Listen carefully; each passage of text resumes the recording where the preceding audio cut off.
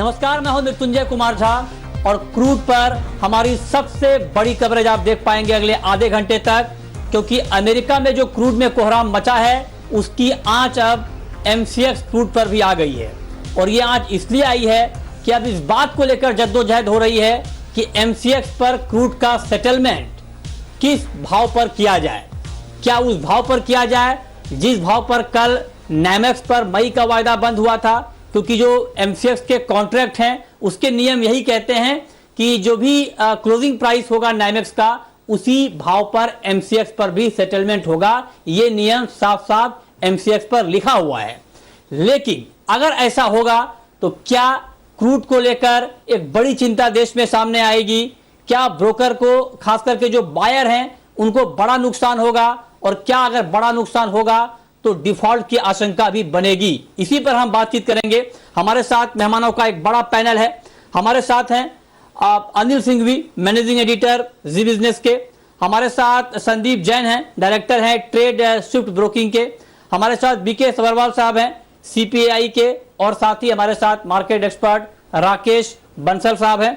आप सभी लोगों का बहुत बहुत स्वागत है।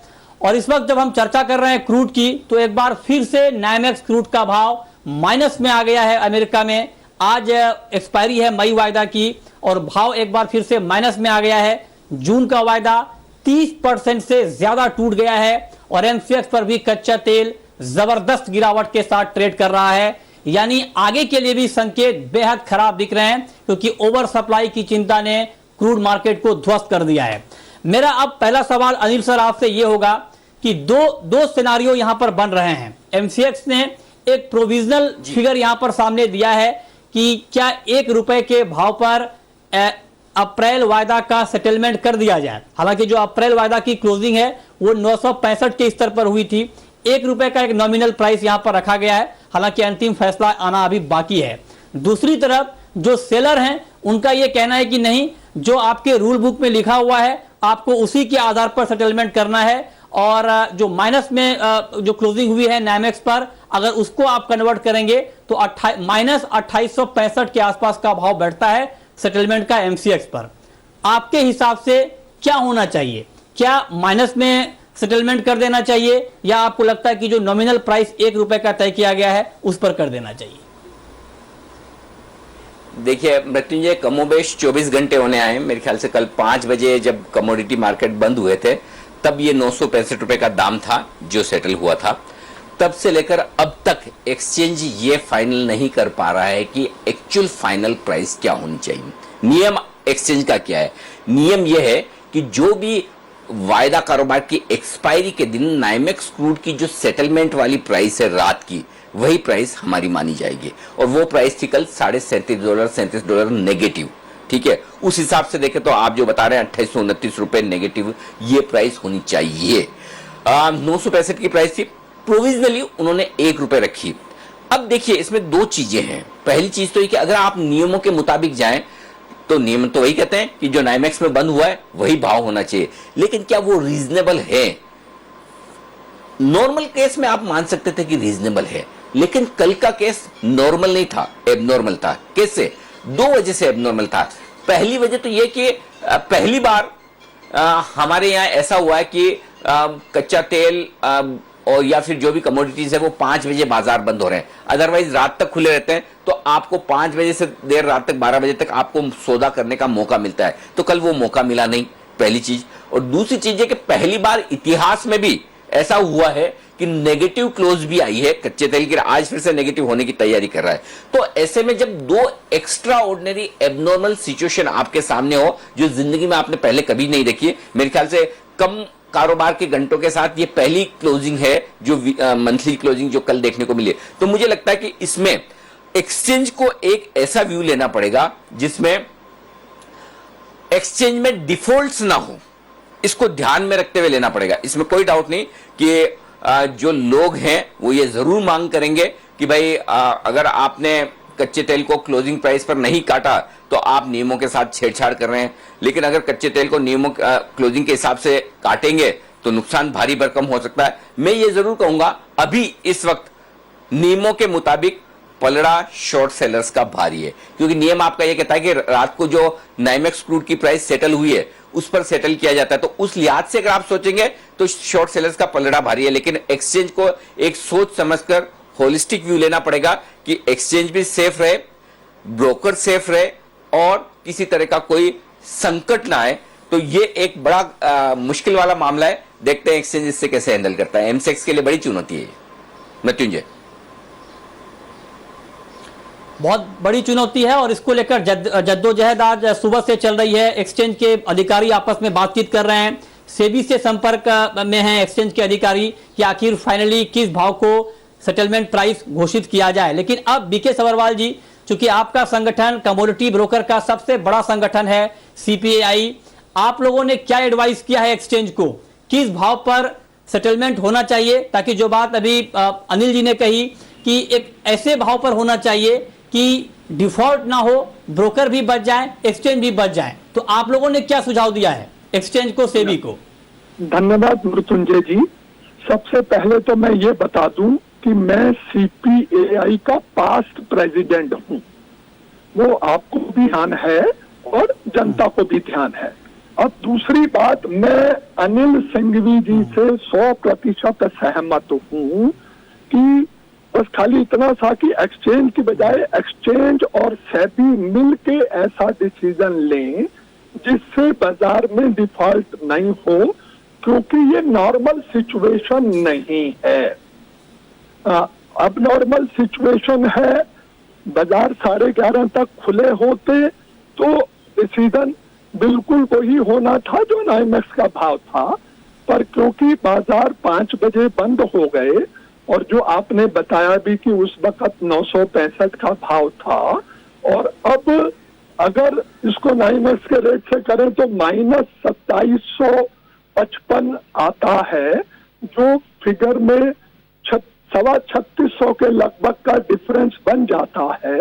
तो ऐसे में मुझे लगता है कि सेबी, एक्सचेंज और उनको जरूरत पड़ी तो वो गवर्नमेंट से भी मिलकर इस पर डिसीजन लेंगे।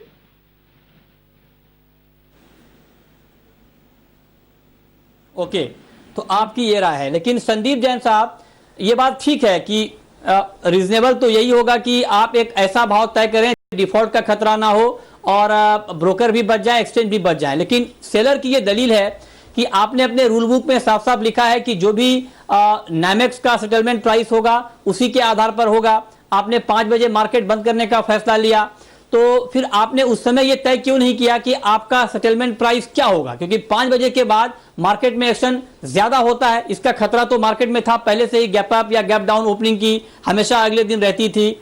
तो क्या बीच का रास्ता यह भी हो सकता है क्या कि जो भी 5 बजे का प्राइस अंतर्राष्ट्रीय बाजार में कल का था $13-14 के आसपास, उसको बेस मानकर सेटलमेंट किया जाए? क्या यह भी एक रास्ता हो सकता है?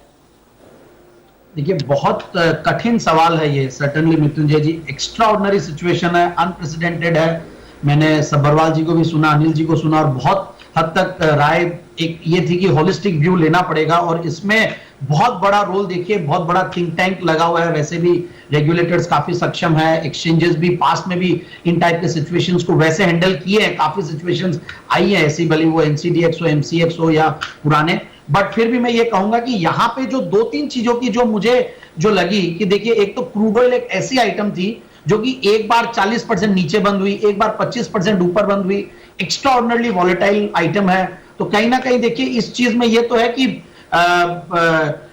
इसको खुला नहीं छोड़ना चाहिए था कि भाई 5 बजे बाद आप जब मार्केट्स बंद है, और मार्केट्स भी अभी बंद हो रखे हैं, एंड ऑफ डे में कोई भी सेटलमेंट होता, ठीक है, वो रिस्क लेके जाई जा सकती है। बट एंड ऑफ सेटलमेंट में एफएसपी जो थी वो कहीं ना कहीं वहां पे कॉन्ट्रैक्ट में शुरुआत में मेरे हिसाब से कुछ ट्विकिंग होनी चाहिए थी कि भाई ये चीज हो रही है। क्योंकि आप देखिए, नाइमेक्स में भी एक सर्कुलर आया था और वो लोग माइनस की प्राइसेस के लिए भी कहीं ना कहीं प्रावधान बनाए, बट इंडिया में ये नहीं है और इसलिए ₹1 का प्राइस भी आया है सेटलमेंट का। बट मुझे ऐसा लगता है कि कल शाम की जो प्राइस है, जनरली ऐसा होता है कि लास्ट के 3 दिन के सेटलमेंट प्राइसेस होते हैं, लास्ट के हाफ एन आवर के सेटलमेंट प्राइसेस होते हैं 4:30 से 5 के बीच में। बट अगेन शॉर्ट सेलर्स है, उनकी अलग दलीलें आएगी, बायर्स की भी अलग दलीलें आ रही है कि अगर आप ये चीज मानते हो कि उससे कॉन्ट्रैक्ट से सेटल होना है तो वो फिर आप बायर्स डिलीवरी कॉन्ट्रैक्ट भी है, यहाँ पे कैश सेटल कॉन्ट्रैक्ट है। बहुत सारे किंतु परंतु हैं इसमें। तो मैं तो एक्चुअली बहुत कुछ सोचा, काफी लोगों से डिस्कशन भी हो रही है, हर टाइप के क्लाइंट्स की अलग अलग दलील आती है, but it is not that easy कि इसको एक बार में सेटल कर दिया जाए। बट ये जरूर है कि कहीं ना कहीं ऐसा डिसीजन लेना पड़ेगा जो कि बायर्स एंड सेलर्स को कहीं ना कहीं मानना पड़ेगा, और यहाँ पे रेगुलेटर्स जो बोलेंगे वो सर्वे वो रहेगा, और मेरे हिसाब से ऐसा ही कुछ होगा कि ऐसा कुछ डिसीजन लिया जाएगा। जो थिंक टैंक बैठी है वो लेगी ऐसा कुछ अच्छा ही डिसीजन लेगी जो कि मानना पड़ेगा दोनों को। ओके और ये शो हम आपको इसलिए दिखा रहे हैं क्योंकि ये बहुत महत्वपूर्ण है और भारतीय कमोडिटी मार्केट के लिए ऐतिहासिक दौर अभी सामने आया है। इससे पहले कभी इस तरह का सिचुएशन सामने नहीं आया था, इसलिए आपके लिए भी जानना समझना जरूरी है कि आखिर मार्केट में हो क्या रहा है। अब अनिल सर, मैं आपसे एक सवाल और पूछना चाहता हूं। दो आंकड़े सामने हैं। पहला तो ये कि अगर माइनस में सेटलमेंट होता है और -$37.5 के भाव पर, तो जो बायर हैं उनको करीब करीब 350 करोड़ का नुकसान होगा, और अगर ₹1 के नॉमिनल प्राइस पर होता है सेटलमेंट तो बायर को करीब करीब 100 करोड़ का नुकसान होगा और सेलर को 200 करोड़ का कम फायदा होगा। फायदा दोनों केस में सेलर को होना है, लेकिन ₹1 वाले केस में फायदा 200 करोड़ का कम होगा। सेलर की ये दलील है कि गेम के नियम होते हैं और उस नियम के मुताबिक आपको खेलने होते हैं। हार जीत का यहाँ पे कोई इमोशन काम नहीं करता है। क्या सेलर की इस दलील में आपको दम दिख रही है क्या? देखिए, दो चीजें मृत्युंजय, एक बात पक्के से समझ लीजिए, इस मामले में एक्सचेंज और सेबी कोई भी फैसला ले, कुछ लोग तो नाराज होंगी, ठीक है ना। आप इस मामले में सब लोगों को एक साथ तो खुश कर ही नहीं सकते, नेक्स्ट टू इम्पॉसिबल है। अब क्या होना चाहिए? देखिए, पहली चीज ये है कि अब है ना, मुझे ऐसा लगता है पर्सनली कि जो शॉर्ट सेलर्स है उनको थोड़ा सा दिल बड़ा रखना चाहिए। देखिए, मेरा तो कोई लेना देना नहीं है कच्चे तेल में, नहीं मेरी एडवाइस इस लिहाज से कि मुझे उससे कोई फायदा या नुकसान होना है, या मेरा कोई ऐसे फंड में पैसा लगा है जिससे कच्चे तेल ऊपर नीचे होने से फर्क पड़ता हो। एकदम अनबायस्ड ओपिनियन में दे रहा हूं। देखिए, सिंपल चीज है, ₹965 पर जब कच्चा तेल आपका सेटल हुआ 5 बजे, तो वहां पर ब्रॉडली कच्चे तेल में जिस आदमी ने पोजीशन छोड़ी, शॉर्ट पोजीशन, वो ये मान के चल रहा था कि मेरा इसी भाव के आसपास होगा, या चलिए उन्होंने मान भी लिया हो कि उन्होंने सोचा हो कि थोड़ा बहुत और नीचे रात को आ जाएगा तो मैं क्यों काटूं, चलिए वो भी मान के चला हो, ये भी एक पॉसिबिलिटी है, इससे आप इनकार नहीं कर सकते। तो मैं काटूं ही क्यों, रात को 12 बजे तक मुझे थोड़ा और प्रॉफिट मिलेगा। लेकिन मुझे बताएं, इंडिया में नहीं, पूरी दुनिया में क्या एक भी आदमी ऐसा था जो ये सोच रहा हो कि $37 नेगेटिव भी कच्चा तेल हो सकता है? हम $2 की बात कर रहे थे कल, आपने जब $2 का शो किया तो ही मैं सोच रहा था कि ये मृत्युंजय कर क्या रहे भाई, पानी से सस्ता तेल, $2 में भी कोई तेल मिलता है क्या? वो $2 भी आपको ज्यादा लग रहा था। उसके सामने अगर आपको 965 में सेटल हुआ है और ₹1 भी मिल रहा है तो आपको कम नहीं मिल रहा है, तो उसको भी आप छप्पर फाड़ गेंद मानिए। मुझे लगता है कि सेलर्स को थोड़ा सा दिल बड़ा रखना चाहिए। ये अनबायस्ड ओपिनियन है, और मुझे मालूम है इसमें बहुत सारे शॉर्ट सेलर्स ऐसे होंगे जो मेरी ओपिनियन से सहमत नहीं होंगे और उन्हें बुरा भी लग रहा होगा। मेरा किसी के साथ मतलब कोई ऐसा नहीं है, मैं थोड़ी सी सहानुभूति उनके साथ रखना चाहता हूं जो अनएक्सपेक्टेड बड़ा लॉस झेल रहे हैं। एक बात आप जैसे समझिए, जैसे आपको नहीं पता था कि -$37 हो जाएगा, वैसे ही बायर को भी नहीं पता था ना कि -$37 हो जाएगा, नहीं तो वो भी तो अपनी पोजीशन काट के जाते हैं। तो कहीं बीच का रास्ता ले आए, ₹1 हो सकता है, या फिर कुछ ऐसा हो सकता है कि 50-50 टाइप का कर ले, कि जहां पर ऐसा भी ना लगे कि शॉर्ट सेलर को बिल्कुल फायदा नहीं हो रहा है और ऐसा भी ना लगे कि तेजी करने वाला बेचारा बिल्कुल मर ही गया। तो मुझे लगता है कुछ इस तरह का फॉर्मूला बनाकर, I don't know practically possible है या नहीं है, लेकिन जो मुझे लगता है वो ये कि एक ऐसा फॉर्मूला बनाना चाहिए जिसमें ऑफ कोर्स शॉर्ट सेलर्स को उसका नसीब तेज है, उसका फायदा मिलना चाहिए, और जो तेजी करके फंस गया है वो मरे ना, जिंदा रहे। इस तरह का कोई फॉर्मूला निकालना चाहिए। हाँ, ये बात बिल्कुल ठीक है। मार्केट तभी बचेगा क्योंकि अगर एक तरफा फैसला ये लिया जाएगा कि माइनस में ही सेटलमेंट हो तो एक बड़ी दिक्कत आएगी।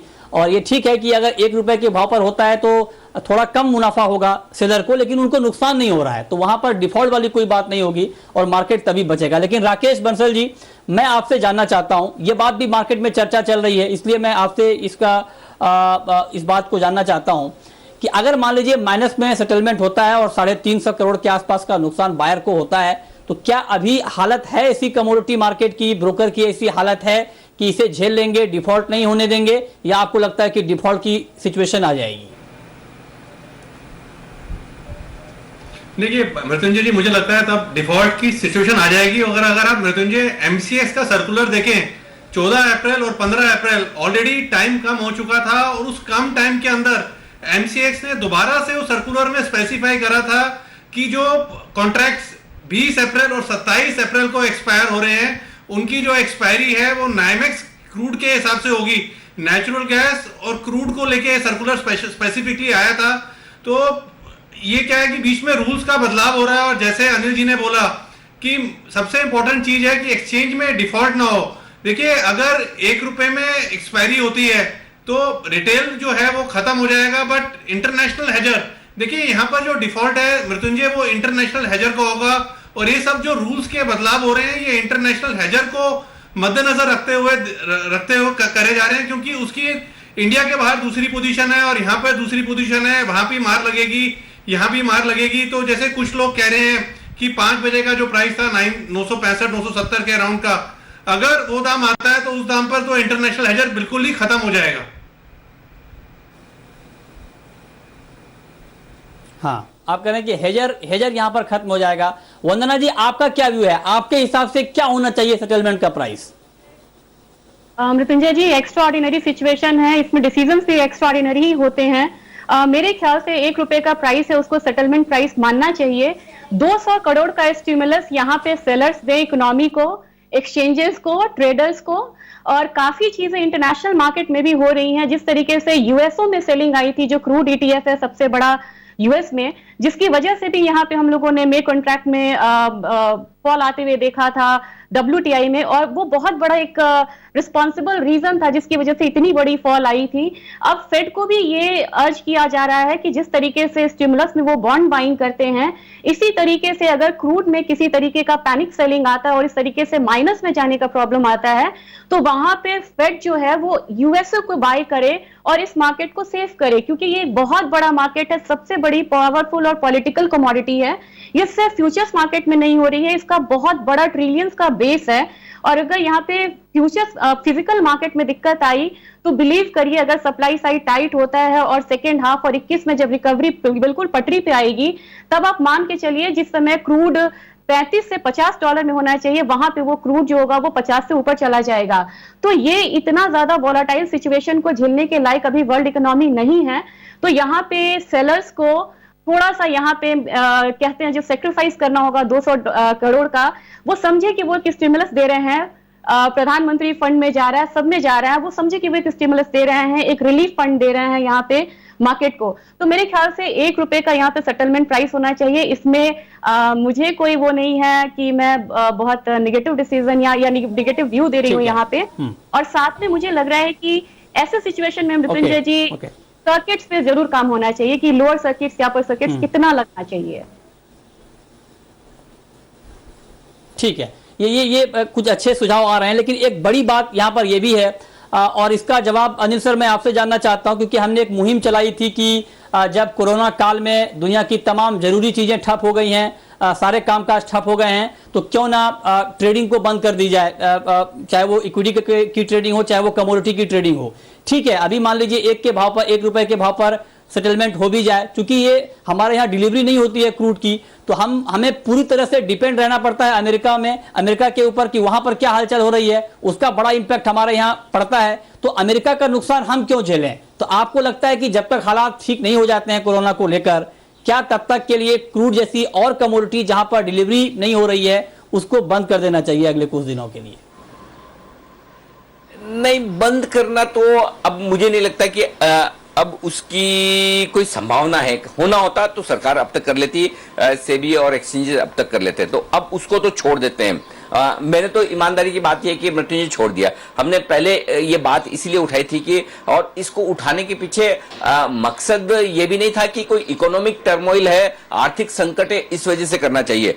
पूरी तरह से यही कि भाई ब्रोकर के एम्प्लॉइज, ब्रोकर्स, एक्सचेंजेस के एम्प्लॉय, म्यूचुअल फंड्स के एम्प्लॉय, फाइनेंशियल इंस्टीट्यूशन से जुड़े हुए सारे लोग, वो भी इंसान है और उनको भी कोरोना से अपनी जान का उतना ही खतरा है, ये वजह थी। लेकिन अब चूंकि एक फैसला ये हो चुका है कि नहीं, बाजार तो खुले रहेंगे, लेकिन अब इन खुले हुए बाजारों में जो कम समय वाले बाजार खुले हैं, जैसे कि 5 बजे जहां कमोडिटी मार्केट है, एक्चुअली होना क्या चाहिए, ज्यादा इक्विटी मार्केट उल्टा कम कोरिलेशन रखते हैं ग्लोबल मार्केट्स के मुकाबले में। ये तो नहीं कहूंगा कि नहीं रखते हैं, लेकिन वहां उतना फर्क नहीं पड़ता है जितना फर्क आपकी कमोडिटी मार्केट में पड़ता है। क्योंकि हमारे यहाँ का हर गुरुवार का निफ्टी जो सेटल होगा वो हमारी निफ्टी पे सेटल होगा, निफ्टी बैंक निफ्टी, निफ्टी के ऑप्शन जो सेटल होते हैं। तो आपको जब इंडिया में ही ट्रेड करना है, इंडिया के ही इंडेक्स, इंडिया के ही अंडरलाइंग पर सेटल हो रहे हैं, वहां पे तो आपके मार्केट पूरे खुले, पूरा का पूरा दिन।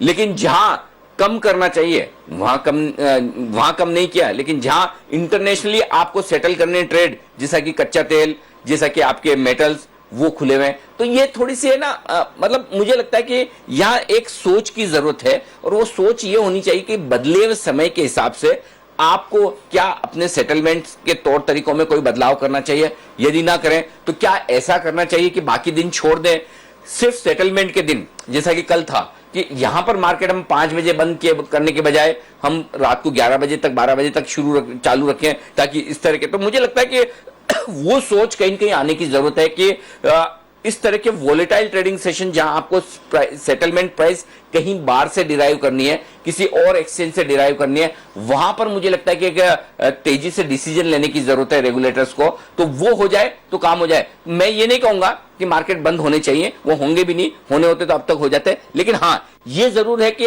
अगर खुले हुए मार्केट है, आधे अधूरे खुले हुए हैं, और स्पेशली जब आपका सेटलमेंट प्राइस, आपका पे इन पे आउट, आपका सौदा किस तरह से सेटल होगा, ये आपके हाथ में नहीं है, किसी और मार्केट के हाथ में है, तो फिर आपको एक्स्ट्रा सावधानी रखनी पड़ेगी। ये सबसे बड़ा लेसन कल हमने सीखा है कच्चे तेल से।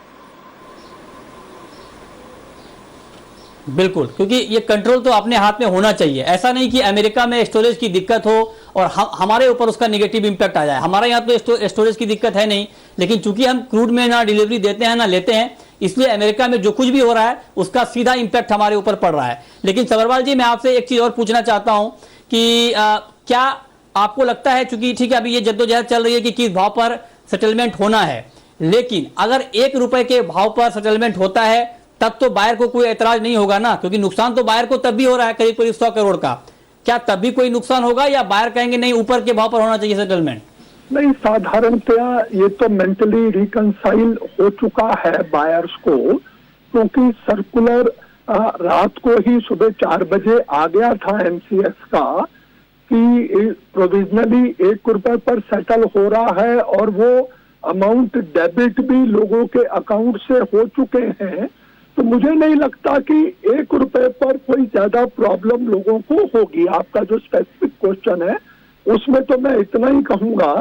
दूसरी बात जो अभी अनिल जी कह रहे थे, अब तो मुझे ये लगता है कि मार्केट को, जैसा हम 10-12 दिन पहले बात भी कर रहे थे, कि अब मार्केट को 11:30 बजे तक चालू कर ही देना चाहिए, क्योंकि सभी अब अवेलेबिलिटी, एक्सेसिबिलिटी इजीली हो गई। एक मिनट सबरवाल साहब, मैं ये बिल्कुल नहीं कह रहा, एक मिनट सबरवाल साहब, मैं ये बिल्कुल नहीं कह रहा कि मार्केट को 12 बजे तक चालू रखिए। मैं सिर्फ ये कह रहा हूं कि क्या सेटलमेंट के दिन ये एक बेहतर तरीका हो सकता है कि सेटलमेंट के दिन आप इसे चालू रखें, बाकी हर रोज मार्केट 12 बजे तक चालू रहे, मैं इसके पक्ष में बिल्कुल नहीं हूं। नहीं, वो ठीक है, आपने ऐसा कहा, पर आज के दिन में जो स्थिति बन गई है उसमें अगर मार्केट अब रात को 11:30 बजे तक भी चालू रह जाएगा, क्योंकि जितने इनिशियल प्रॉब्लम्स थी वो सब ओवरकम हो गई हैं, ब्रोकर्स के पासेस वगैरह बनने की, कर्फ्यू पासेस बनने की। जी 1 मिनट। हाँ, बोलिए मृत्युंजय जी। जी सरवाल जी, 1 मिनट रोकना चाहूंगा। इसको लेकर एक बड़ी खबर आ गई है, एक बड़ी खबर इस वक्त आ गई है, और अपनी टीम से गुजारिश करूंगा इसको ब्रेकिंग में चला भी दे। जिस बात का जिक्र अभी आप कर रहे थे कि ट्रेडिंग टाइम 11:30 तक कर देनी चाहिए, अभी अभी एमसीएक्स का सर्कुलर आ गया है और अब सुबह 9 से रात के 11:30 बजे तक कमोडिटी में ट्रेडिंग होगी। जी हां, इस वक्त की सबसे बड़ी खबर आप देख रहे हैं कमोडिटी मार्केट की। कमोडिटी ट्रेडिंग के समय में बदलाव कर दिया गया है और अब शाम 5 बजे की जगह रात के 11:30 बजे तक कमोडिटी में ट्रेडिंग होगी। यह सर्कुलर एमसीएक्स ने जारी कर दिया है। जिस बात की चर्चा अभी हम लोग कर भी रहे थे कि क्या करना चाहिए जिसके आधार पर मार्केट थोड़ा सा बैलेंस हो। अनिल सर, क्या रिएक्शन होगा आपका? बिल्कुल, और ये ज्यादा बेहतर तरीका है कि अगर आप बाहर के मार्केट से प्राइस डिराइव कर रहे हैं और तो फिर उसको प्रॉपर तरीके से ट्रेड होने दें। तो ये अब 5 बजे से टाइम 11:30 बजे तक होगा। अब मतलब ये ठीक है कि आप आगे के एक्सीडेंट रोक रहे हैं, ये बात ठीक है कि चलिए और कोई तरीका है नहीं। और मैं फिर कह रहा हूं, एक्सचेंज रेगुलेटर जो भी फैसला लेंगे वो फैसला कुछ न कुछ लोगों को नाराज करेगा, ये बात पक्की है। अगर कुछ न कुछ लोगों को नाराज करेगा तो फिर इसका मतलब क्या है? इसका मतलब क्लियर कट ये है कि भाई कोई तो दुखी होगा। अब इसमें जैन साहब मैं आपके पास आ रहा हूं और इसमें यह लिखा है कि नॉन एग्री कमोडिटीज जो है इंटरनेशनली रेफरेंसेबल, जिनका अंतरराष्ट्रीय बाजारों में कारोबार होता है, वो होंगे 9 से 11:30। और जो बाकी कमोडिटीज है जैसे कि एग्री हुआ, कॉटन, आपका कपास, ये जो कुछ भी पामोलिन, सीपीओ जो होते हैं आपके, वो सारे 5 बजे होंगे। इससे क्या फर्क पड़ेगा जैन साहब, जरा बताइए। नहीं, देखिए ये चीज तो थी कि जिस दिन मार्केट टाइमिंग्स चेंज हुए तो देखिए इक्विटी मार्केट्स में भी और कमोडिटी मार्केट्स में सब पार्टिसिपेंट्स ने काफी हद तक, एसोसिएशंस ने, सबने कोशिश की थी कि बंद रहे, बट यूएस मार्केट्स बंद नहीं थे तो सर्टेनली रेगुलेटर्स की भी हाथ बंधे हुए हैं, वो लोग नहीं कर सकते थे। और ये चीज हम भी एक्सेप्ट कर ले कि चलो मार्केट्स बंद नहीं हो, प्राइस डिस्कवरी और ये सब पे बहुत बड़ी रिस्क आ सकती है। और देखिए कहीं ना कहीं देखिए क्रूड में वो चीज दिख गई। तो उस चीज का जो आपने बहुत एक अच्छी चीज कही कि जब ऐसे सिचुएशंस रहते हैं, हो सकता है कि सेटलमेंट वाले दिन 11:30 तक हो जाए, या फिर आपको एक प्रिएम्प्टिव या एक प्रोएक्टिव या फारसाइटेडनेस या फोरसाइट के साथ कोई हो सके कि भाई जिस दिन कटान होगी बाकी दिन तो चलिए एंड ऑफ डे सेटलमेंट है, बाकी एंड ऑफ डे प्राइजेस होती है, बट एंड ऑफ सेटलमेंट वाले दिन कहीं ना कहीं कुछ चीजें चेंज हो। बट अब अगेन अब चीज ये हो गई है कि इस चीज को सुधारा जा रहा है, which is a good move. I think again markets को देखिए नॉर्मल टाइमिंग पे कर रहे हैं, क्योंकि 20 तारीख से देखिए वैसे भी पार्शियली जब बाकी चीजें चल रही है, जब नहीं चल रही थी तब हम पार्शियली ओपन थे, अब चीजें पार्शियली चल रही है तो हम पूरे ओपन हो। ठीक है, धीरे धीरे माहौल वैसा रहेगा और ये चीज एक्सेप्ट भी करना पड़ेगा कि आगे भी होने वाली है। सो इंटरनेशनली रेफरेंशिएबल कमोडिटी में क्रूड में जिस तरीके की रिस्क देखने को मिली तो उसका ये स्टेप था, और कहीं ना कहीं ये अंदेशा था कि आज ये आने वाला है और ये चीज हो गई है और शो के दौरान आई है, इसलिए और बहुत ही बड़ा कोइंसिडेंस है। तो ये तो कहना पड़ेगा कि शो की टाइमिंग जबरदस्त है और शो का थीम जबरदस्त है, and thanks to Zee business. भी बहुत जबरदस्त है। जैन साहब हुए, सबरवाल साहब हुए, वंदना जी और हमारे खबर आ गई है बंसल जी।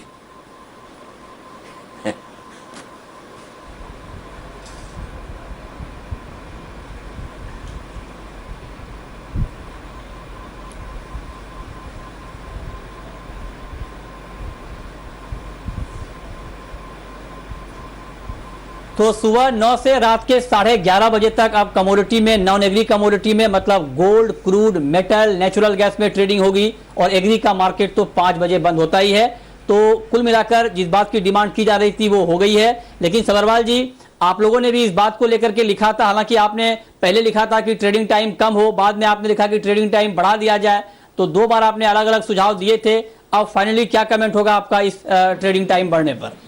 ट्रेडिंग टाइम बढ़ने पर बिल्कुल ठीक किया है, बल्कि हम रेगुलेटर को एसोसिएशन के बिहाफ पर थैंक्स भी करेंगे कि ट्रेडिंग टाइम को नॉर्मल कर दिया है। और यही अगर एक दिन पहले हो गया होता तो शायद आज ये प्रॉब्लम जिसको हम डिस्कस करने बैठे थे वो हमारे बीच में होती ही नहीं।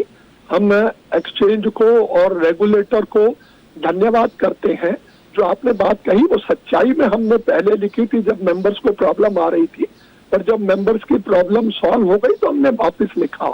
और मैंने आपके चैनल पर यह बताया भी था कि हमने पहले पोलिंग की थी तब 76% लोग ये चाहते थे टाइम कम हो या बंद हो जाए, और जब हमने दोबारा पोलिंग की तो 70% लोगों ने ये चाहा कि इसको नॉर्मल रिस्टोर कर दिया जाए, और अकॉर्डिंगली हमने जो है सेबी को लिखा था। ओके, चलिए बहुत बहुत शुक्रिया बीके सभरवाल साहब आपका, संदीप जैन जी आपका, राकेश बंसल जी आपका, वंदना जी आपका और अनिल जी आपका इस खास चर्चा में शामिल होने के लिए और बताने के लिए कि सेटलमेंट का वाजिब भाव क्या होना चाहिए ताकि मार्केट में पैनिक क्रिएट ना हो, ताकि मार्केट में डिफॉल्ट ना हो। और जी बिजनेस हमेशा से आपके हक की आवाज़ को उठाता है, हम हमेशा आपके हक की बात करते हैं और आज भी हमने ये मुद्दा इसलिए उठाया ताकि आज सुबह से ही पूरे कमोडिटी मार्केट में इसी बात को लेकर चर्चा है कि आखिर एमसीएक्स पर सेटलमेंट किस भाव पर होगा और किस भाव पर होना चाहिए। तो बहुत बहुत शुक्रिया आप तमाम खास मेहमानों का। तो फिलहाल इस बुलेटिन में इतना ही, वक्त है एक ब्रेक का, ब्रेक के बाद भी खबरें लगातार जारी हैं। नमस्कार।